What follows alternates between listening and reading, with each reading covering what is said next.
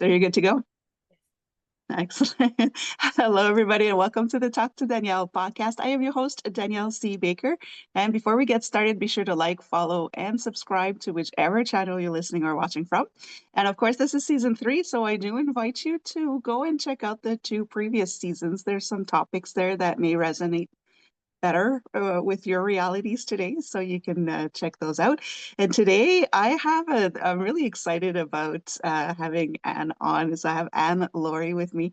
And we've talked before off camera about the work that she does. She does amazing work with especially language development. So I'm going to put the spotlight on her. Thank you so much, Anne, for coming on. Thank you so much for inviting me. I'm so excited to chat with you. Yes, I'm excited. I just love it. Again, I could talk to you all day about this, so I'm going to try to restrain myself. But before we get started, can you talk a little bit about what you do and how you got to where you are today? Yeah, absolutely. So right now, I am co-founder and president of Tricos Education. Tricos Education really stems from my PhD work, where I developed and validated an assessment called a curriculum-based dynamic assessment. The real need around it is stems from my going back even further is through my master's work, where I had the amazing opportunity to work with First Nations communities across Canada, from Alberta, Saskatchewan, Ontario, New Brunswick, Labrador, PEI, and others. And one of my jobs as a little research assistant was to go to these communities and assess the children for on their literacy and language. And it was during these travels when I noticed that um, I had school personnel come up to me, principals and speech language pathologists, teachers, and they said, "Anne, can you develop a culturally sensitive language assessment?" And I was like 23, 24 at the time, and I had no idea what that was. So I said, "Oh, what is it, and why is this such a need?" And basically, they said, "Well, the assessments that we use to determine whether the child has a language disorder, what we call developmental language disorder, or DLD for short, they're just not made for our students. These assessments are normed based on often American English only speaking populations. And so, even if the children speak English only uh, as a language in these First Nations communities, their culture is so rich in language and a different dialect that is just simply not represented in the assessment. And therefore, their performance may not be up to par or what is expected in a typical range. And so a lot of these communities, they were saying, like 75 to 80% of our student body had DLD, which is crazy because in reality, it's 7.5%, which is about two kids per classroom, not 80% of the entire school. And so, that kind of shocked me a little bit. And when I was assessing the children, I could see this coming up. They had such rich knowledge about their lives experiences in their community that is just not represented on the assessment. So I really did see it firsthand as well. And then I saw that message pop up in community after community, province and province. So I was like, okay, like there's a need here, and it's wanted. And so that's why I went back and I did my master's where I focused a little bit on speech and speech differences. But I knew that, okay, there is a need. I need to do something about it.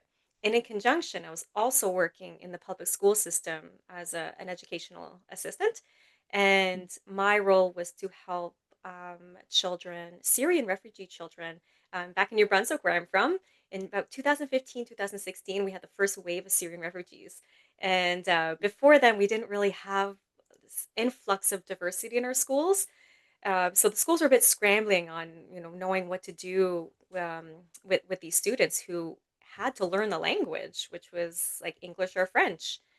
And I worked with some amazing children, but I just knew that, there was some of them that I was like, there is Yeah. something, and we don't know what it is. And so then I would go up to the school personnel and they would say, well, they just need more time. We don't have anything to really identify whether they have something. They just need more time. and Yeah. that did not sit well with me. So I was thinking of both experiences with the over identification of DLD and First Nations group and the under identification of DLD with Syrian refugees. Yeah. It's like I couldn't believe that there was such a large population just not being like their language needs were not being identified and met. Right. And so I went to Concordia University for my PhD under the supervision of Diane Pesco, who is lovely, and she's done a lot of work with assessments and multilingualism. So it was a perfect fit. And that is where I developed the curriculum based dynamic assessment, the CBDA. And that is it's a culturally sensitive language assessment. It is truly made for anyone as long as they have a little bit of knowledge, communication abilities in English or French because the assessment is in both languages. So we can assess the children in their second or third language. And now with Tricos, we're trying to bring this assessment to the people who would find it useful, whether it's speech language pathologists, privately or in schools, or resource teachers as well. You know, they're the ones who are often assessing children one on one, and they're with the children pretty much every day. So yeah. Yeah. That's amazing. And this is where the work really resonated with me, but both on a personal and professional standpoint. Because personally, I was going through a range of assessments myself from grade 3 to grade 5 or so. And was around the time where my mother had joined the army. So we moved from Quebec to Ontario, and I was only speaking French at the time. And now I was being assessed in a language I didn't understand. So, we always say we catch English. We don't learn English. You just kind of catch it when you're a child. You don't know how you learned English, but you do. But it wasn't enough for me to go through those assessments and those language assessments because it wasn't in my language. So I know personally what that's like to just hear words and you're thinking, I don't know what this means, or you can't express them properly because you don't have the vocabulary. Exactly. So imagine if you had DLD, Yeah, and then you would be kind of stuck and you wouldn't have received the support you needed. Like you're lucky that you were able to e- catch on and be up to par with your exactly. peers. But gosh, like for the 7.5% of the population who, who they'll feel stuck. Yeah. And obviously that has repercussions across the board, not just the child themselves.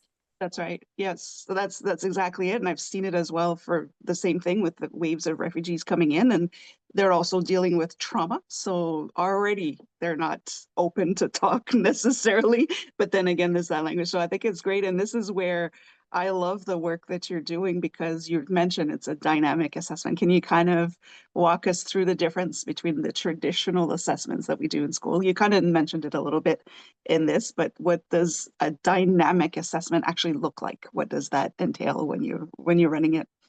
Yeah, sure. So, the traditional assessment, we can call them like performance assessments. The Mhm. purpose of a standardized traditional assessment is to basically identify where they're at on a certain task or skill. I work with storytelling, so oral storytelling. And so, a traditional assessment, what they'll do, you'll have the examiner and you'll have the student, and the examiner is very passive. They'll have their task and they'll ask questions, whether it's they're asking the child to retell a story or tell a story, and the examiner is not involved at all. They just mark down the scores, and then that's it. They'll go back, score it, and then turn those numbers into standard scores, Mm. which essentially gives you the number of where does that child fall um, alongside a normative sample or normative population. So when I was saying that's mostly American, English only speaking, that's kind of the sample that a lot of assessments have. So you can see why that's not culturally sensitive. You can have a brilliant student who Mhm. just doesn't speak English as their first language, and but their language skills just aren't there yet. Yeah. They might, but just not there yet. So that's why a lot of people don't use those assessments because they're it's not validated for them. Dynamic assessment, it's not a performance Mm. assessment. We measure potential. And so it's a completely different approach. So my curriculum-based dynamic assessment, the CBDA, we use what we call a test, teach, test approach. So at first Okay. we have the test. So it's pretty much standardized. It's that part is where I'm the examiner, I have the child with me, and then I have pictures. And I have several pictures where the examiner can choose one that the child may be familiar with what's Mm, happening in the story, and also they might enjoy telling because we want to see where the child is at that point. The child tells their story. It's wonderful. And then the examiner, what they do next is identify two skills that were like, lower achieved. So, for example, let's say the child didn't put an ending to their story. Um, mm, that might be a really good skill to work on. Because the point of the dynamic assessment is not to see what they know, what they don't know, it's their potential. So that's what we're going to look for in what we call mediation sessions. It's kind of like mm, teaching sessions, but the purpose of this session is to not only see can we teach that skill and how much learning can happen in that little session, it's about 25 minutes, and what does that learning look like? So it's in that we can actually measure learning potential. mhm, And a big part of my PhD was actually developing scales that could represent potential. Because you can say, oh, learning potential, how on earth would you measure that? It seems so subjective. And that was a big limitation in research is that it wasn't objective enough. And so speech language pathologists weren't really using dynamic assessments to their full potential because they found it too subjective. So I wanted to turn that around and make really objective scales. And to dive a little bit deeper into that variable of learning potential, I'm looking really at three things. The first thing is examiner effort. So for me, how much effort am I exerting for the child to learn the skill? Is it a lot? I'm using a lot of strategies. I'm using modeling. I'm prompting, repeating, all that stuff. Is it really, really hard for the child to learn the skill despite all of my efforts? Or, you know what, maybe it's one explanation at the beginning and they're high flyers after that. The second thing mm, is child responsivity. How is the child responding to the teaching? Are they providing accurate answers? Are they like pausing a lot or are they confident with their answers? Um, how was their attention? So I have a few scales like that and all qualitative descriptors. So there's not like a 1 to 5. You really know which one that the child falls in. Lastly is skill transfer. So at the end of the session, after that 25 minutes, how confident am I as an examiner that the child learned the skill and can transfer it to different stories? So during that session, we work on their pretest story, and the children love it because it's their mm, story. You start with like, I want to read the story that you told me the other day or earlier today. And then you read it out loud and they get so excited. And then you work on it. Like, we're going to create an ending to your story. And then they can physically see because you write it down. Like, oh, wow, like my story just got longer just by adding that one piece of information. And mhm, when they can see that and start to visualize it, then it makes sense as to like why adding that piece of information is important for stories. And that's also something that we learn in mediation. And so, yeah, so we have two mediation sessions. We teach two skills. And then after there's a post test, usually the following day, because we want to see did the child really learn? So it's not just memorization. And we choose a different picture from those the five pictures that you can choose from, and then you can see, was there a difference? Were they able to add those two skills in their story? right, And so you can look at the pre to post differences, but that's not what we use to determine whether they're at risk for DLD or not. It's really that learning potential variable where I created those cutoffs based on the examiner effort, child responsivity, and skill transfer. So you can see it's a big difference from traditional assessments that are very much, right.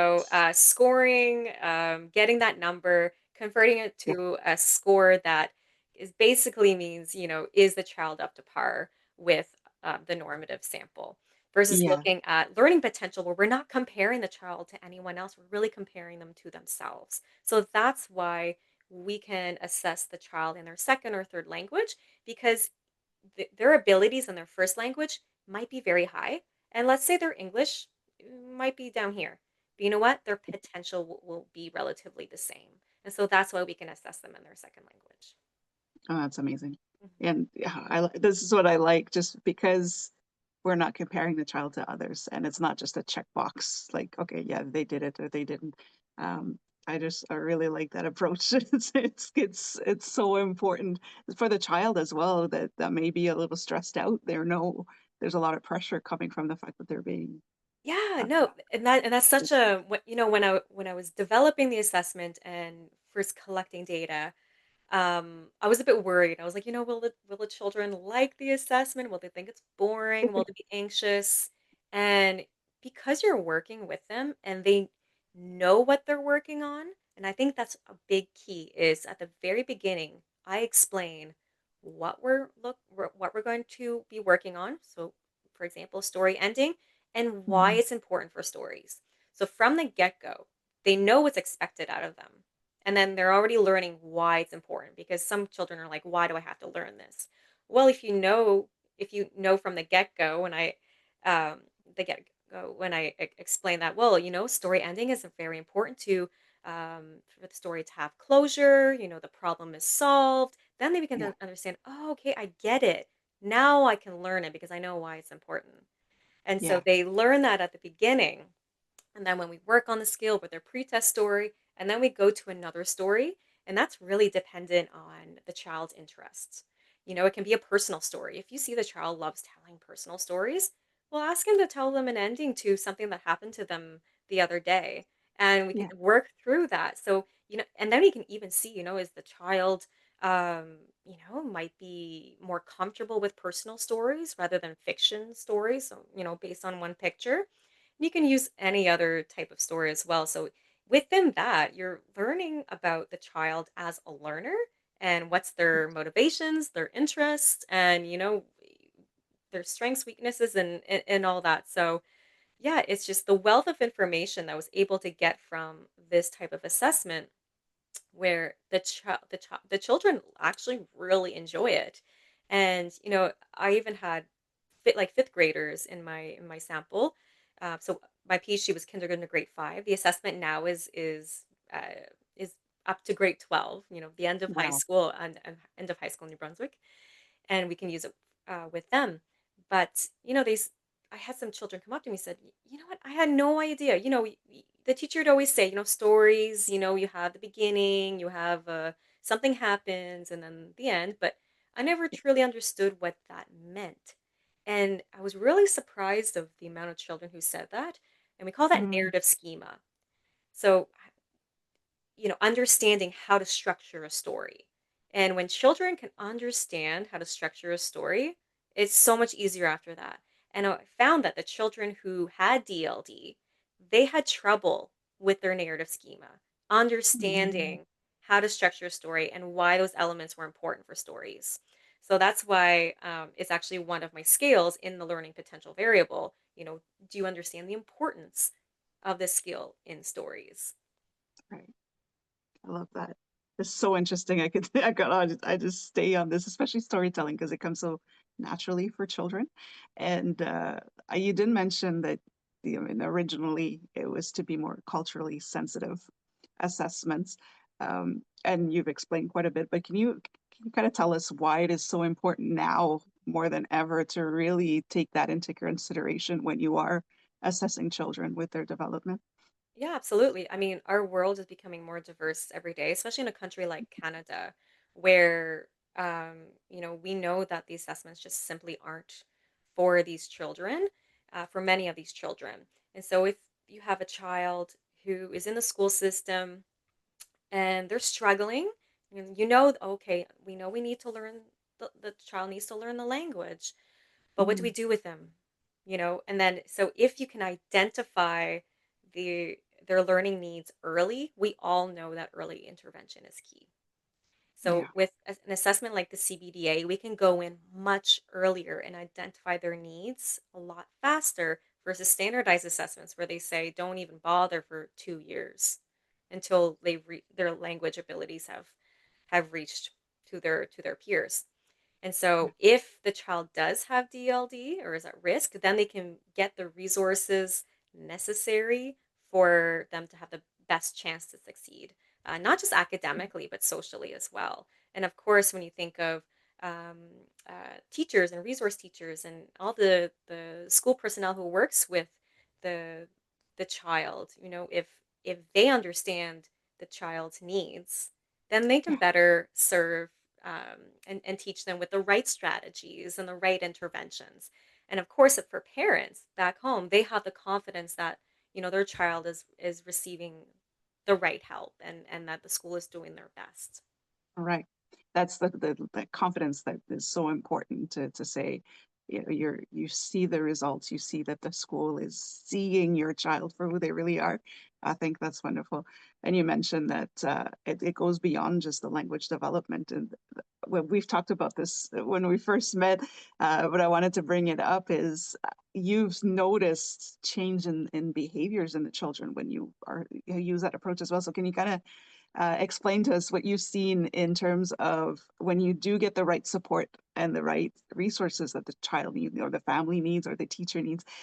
How does that affect their behavior, whether they're in class or you've noticed some changes in in the behaviors. So can you Oh, tell yeah, us a little bit? Yeah. yeah, absolutely. So DLD, it's a communication disorder that affects one's ability to understand and or um, express themselves. And so Yeah. you imagine if you have DLD and you can't get the words out right, or you're having trouble understanding what the teacher is saying, or what you're with your friends and they all say a joke but you don't get it. Yeah. Like you become stuck. You can become very isolated and you think you're dumb, or you're so frustrated because you're trying to explain, your needs and no one's getting you. Then Hmm. the behavior can start. And there's been studies saying that like 80% of children with behavior difficulties at school actually have language difficulties. Wow. That is an insane number. And Yes. I mean, I can't speak for everywhere, but I can speak from back home that a lot what it is happening is that we're treating the behavior, but we're not treating the root cause. You're treating the symptom, you're not Yeah. treating the root cause. So if you have a child with behavior difficulties, maybe you can assess their language. Maybe it's just because they're struggling to really express themselves the way they want to. Because children with DLD, they know what they want to say. Yeah. They just can't get it out effectively all the time. And conversely, if they have trouble understanding and they just sit there quietly and they're slowly failing, and then self confidence drops, Yeah. anxiety, depression, all like so the numbers for anxiety and depression is also quite elevated, um, if they have DLD. And so Hmm. when the child has that diagnosis, then they say, "Okay, now I understand, why it's difficult for me. I'm not alone. People can now understand why it's a little bit more difficult, or why I need a little bit more time before I give an answer, or why I might speak a little slowly." Hmm. And then they feel more confident that their friends will get them, their teacher will be more compassionate to maybe create a safer environment for children with DLD to, whether to have more time or to give them more time uh, giving an answer or on the test, or things like that. So the Yeah. behaviors can definitely change when you actually assess their language. Yeah. That's where I see the dynamic assessments being so important because you get to see another side of the child that's not just the linguistic part of it. Or when you said that number, I was thinking because I've seen the reality in schools where there are quite a number of behavioral issues in the class. And a lot of it, when you start looking into it, could just be the fact that you not able to either you didn't quite understand because it's also the listening part, right? uh, didn't quite understand what was asked of you, or like you said, you just can't express it, and that's frustrating. Just even as an adult, if you're trying to explain something to somebody and they don't get it, you're just like, come on, so it's totally normal for a child to go through the same thing. So I was blown away when you said that at 80% of those behaviors are just kids not really understanding or able to express with it. It can be very frustrating. Um, Leads me into because you have books that come along with the program as well, and that's the also the explain. I mean, it's wonderful for the storytelling, but can you explain a little bit more about the books and how they are important for the work that you're doing? Yeah, absolutely. I mean, if you were to tell me a year ago, were you writing children's books? I would have been like, absolutely not. That's, we're focused on the assessment and all that stuff. But Mhm. um, the books came about because when we were talking to school personnel or school districts or even, departments of education about DLD, they kind of just glossed over and didn't really understand it. And we realized, oh, they don't know what DLD is. Right. They know dyslexia, they know ADHD, they know autism spectrum disorder, but DLD, despite it being extremely prevalent, n- very few people actually know what it is, and so they're not going to buy into an assessment they don't really if trying to sell a solution if they don't Yeah. understand the problem, if they don't know they have a problem. And Yeah. so we were trying to find, as a team at TriCoast, we were trying to find ways to raise awareness around DLD. And it was actually our team member Robin. He's an amazing illustrator, and also does marketing for us. He came up with these characters. He said, "I have something to show you," and he came up these little characters, and he says, "I think we should write children's books." And I Mm. was like, "Well, I don't, it's not really on our radar." He says, If we want to raise awareness, we have to make it tangible for everyone. And this, we can get parents on board because everyone loves a children's book. Of course. There's, the colors and the characters and stories. So I said, well, let's give it a shot. So Yeah. between Robin with the illustrations, me with my expertise in narrative development, and of course DLD, we partnered also with a woman named Karen, and she is a former speech language pathologist, but now works with children's publishing. Mm. So the three of us together, we wanted to create books that were not only teaching about DLD, but giving concrete strategies that are actually used in therapy, but in a fun way. Right. So right now I have 2 books. The first one's called Drew and the Magic Pencil, and the second one is called Lily and the Magic Notebook. So there is a little bit of magic theme going on there. But every Mhm. single book, um, and there'll be more, has a mantra. So in Drew, it's breathe, wait, take your time. The words will come. You'll be just fine. Oh, wow. So because we know that children can't learn if they're not regulated. Hmm. So let's, breathe, let's take our time, and then let's try to get the words out after that. So the books have a mantra. They also have a tool. So Drew, we have the pencil. Lily, we have the notebook. And then we have strategies. Drew learns that with his magic pencil, he can draw the most beautiful drawings. And with his drawings, he can get his message out in a way that people can understand him. So it's his own unique way of getting his stories across. And with Lily, with her magic notebook, she has trouble following directions. Everything kind of gets mixed up in her head.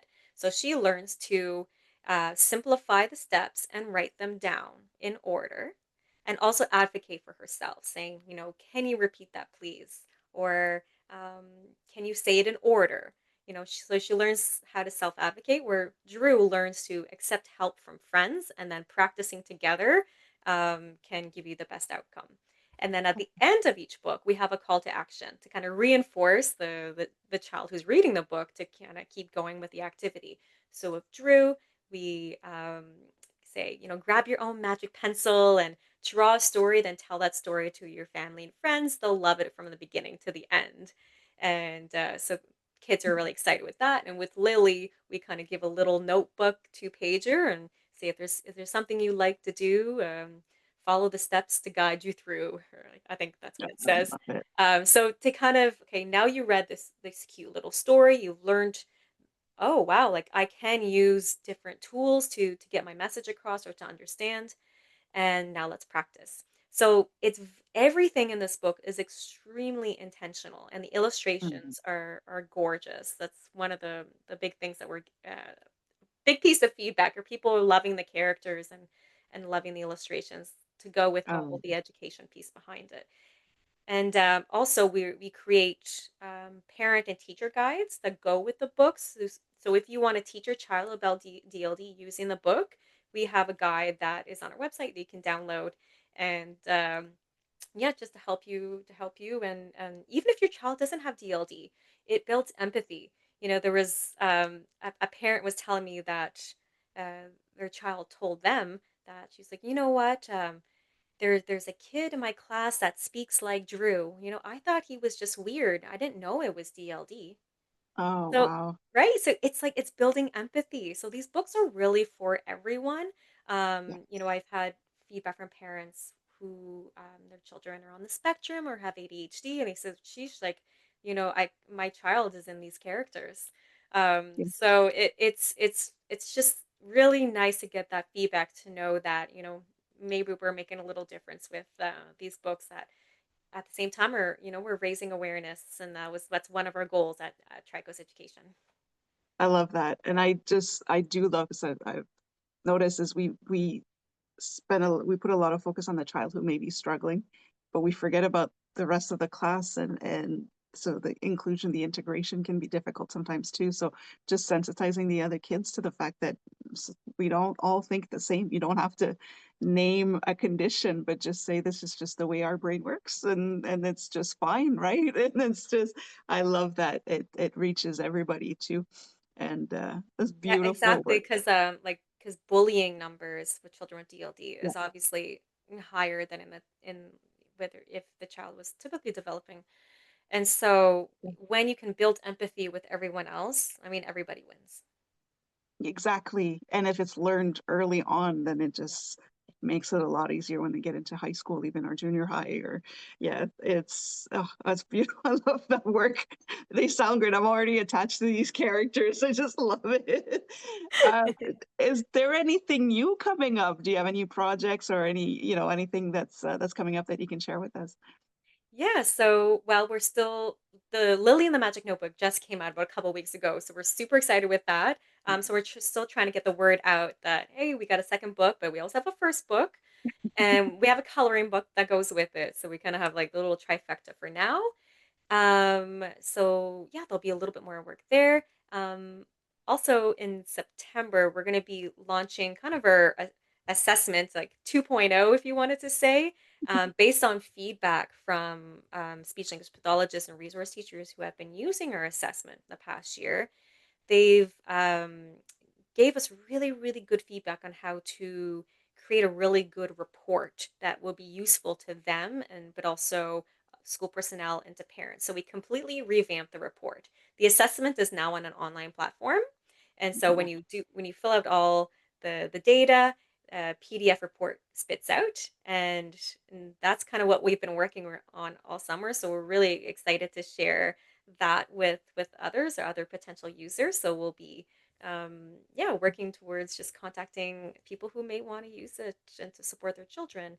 And of course, keep on the book side where I'm going to be writing the third book as well. So the goal is to have it out before Christmas. So we'll see if Oh, that works out. wow. Yeah. You're gonna be so busy, but this Yeah. is amazing. It's so much. Oh, it's I love it. It's a It's lot to easy. look It's for. easy when you're passionate. Yes, and when you're having fun with it, right? You're Yeah. just like, yeah, oh, I get it. I just love it. And before we give the information to people, if they want to learn more about your work or where they can get the books or all of that, I do ask a question to my guests before we wrap up, and that question is, what do you want to be when you grow up? I love this question because I feel like I often say, "Oh, like that's who I want to be when I grow up," or "That's what I Yeah. want to be when I grow up." But I think in general, I want to be a leader in this space. I want people to have that built-in trust with Tricos education, where whether it's through advocacy or assessments or interventions, we would love to be the go-to company for that. So for me, I would kind of love to be at the head of that. I'm an academic. I'm still an academic. I'm doing a postdoc, but turned entrepreneur. So that entrepreneur side of things, that's yeah. I think that's what I want to be if I'm when I'm old or older. Older. when you're wiser. That's the Wiser, word I'm using exactly. when I'm wiser. I love that because we are lifelong learners, right? So we just keep learning, and I love that. And there's such a need for that in our field in this world. So it's beautiful work. Thank you so much for sharing. And of course, now I'm going to ask you where people can reach you, your website, or any other places where they can get the book. I will add that information in the description, but can you share those with us? Oh, thank you so much. Of course. So our main website is just tricoseducation.com. So everything we do in English, we do in French. So we do have a French side to our website, and yeah, everything we do in English, we do in French. So even social media, we can be found on LinkedIn, Instagram, Facebook, and Blue Sky as well. So we're very active in not just showing, like what we do and what we're up to, but we also want to raise awareness. So we create like little blurbs or little images to kind of say, hey, like, did you know about DLD? So if you want to keep learning about DLD, like, please follow us, and reach out to us as well. If you want to write us an email, it's at just info@tricoasteducation.com. And for the books, they are found on Amazon. We have the books in English, French, and Spanish. Nice. And so, yes, Amazon. And also, if you want to order them from your local bookstore, you can absolutely do that as well. That's amazing, and I'll be sure to put that all on there Oh, thank for you. people to go back and find you. So I do appreciate. Thank you so much for coming on. Like I said, I could go on forever on this topic, but I just love the work that you're doing, and it's so there's such a positive outcome to it that I just get excited. So thank you so much for sharing that. And is there? I'm going to put you on the spot. Is there anything else you'd like to add before we wrap it up? Oh gosh, I think October 17th, if this comes out before October 17th, Mhm. is DLD Awareness Day. Oh, And so if you want to learn more, there's a lot of websites and resources that you can use if you're a teacher. Maybe you want to do that a little awareness day in your class, or if you're a parent, you might want to, um, you know, read a book and teach DLD with your child. And so yeah, October 17th is DLD Awareness Day. So we're gonna be on our socials we're gonna be promoting that as well. I love And it. yeah, I think that's it. Yeah. Thank you. I thank you very much. And again, I'm going to invite everybody to go and have a look, go check the website, get those books. They're amazing, even for an adult. There's things Yeah. that we don't learn, right? We're not taught this in school. So it can be very helpful. So thank you again. And for everybody watching, don't forget to like, follow, and subscribe to whichever channel you're listening or watching from. Don't forget to go and follow TRICOAST Education as well, to get some more resources and help that you need, all this support that you need. And until next time, stay safe, stay awesome, and we'll talk soon.